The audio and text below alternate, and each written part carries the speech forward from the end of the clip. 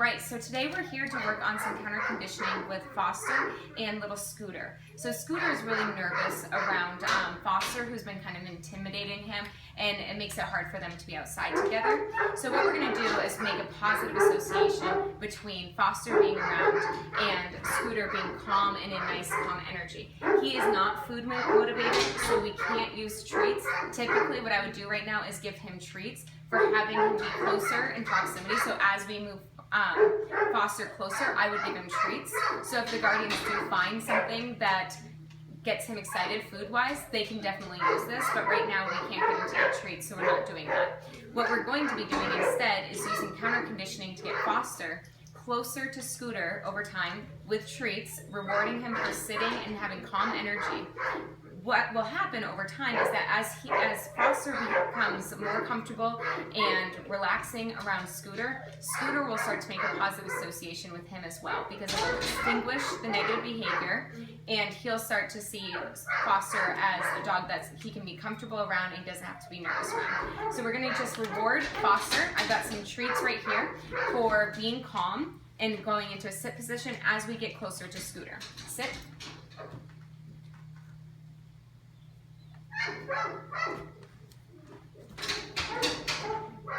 Sit. Notice I didn't ask him to sit more than once. I asked him to sit and then I waited.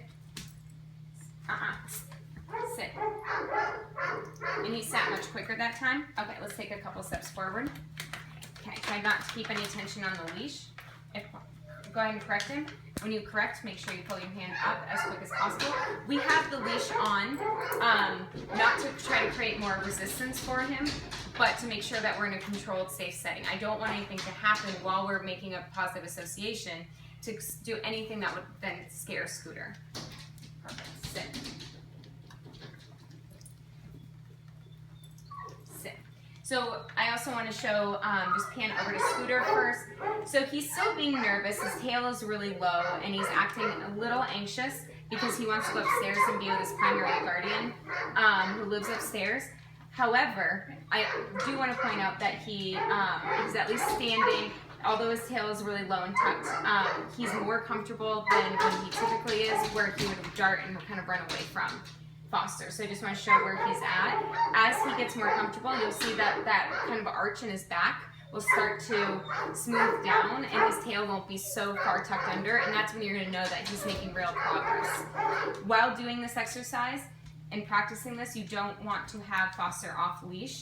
You want to make sure that you don't take Foster off leash and around Scooter until you've had several sessions of doing this exercise where both dogs are nice and calm and you don't have to worry about them getting too aroused or starting to intimidate or posture with each other. Let's take another step forward.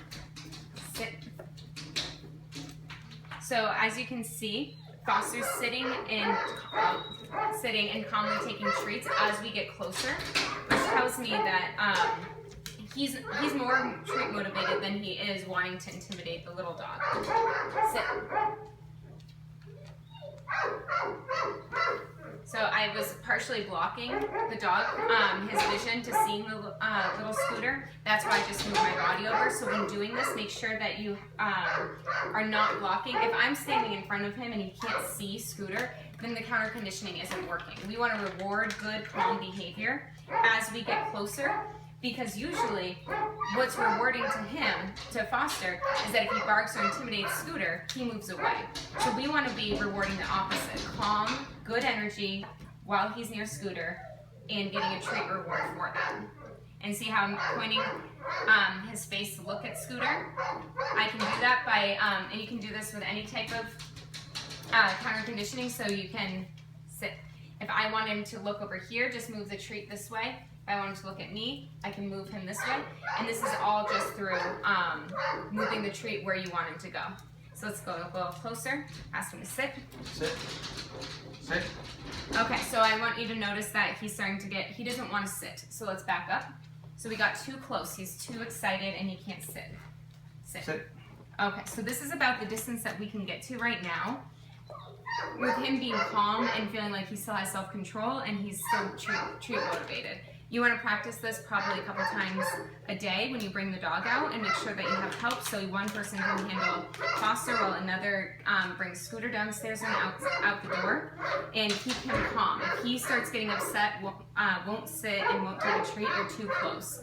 Go ahead and back up at that point. And the more you back up and are successful, the quicker you'll get to being right next to Scooter and slowly moving forward. All right, so this is how we're going to help Foster build a positive relationship with Scooter.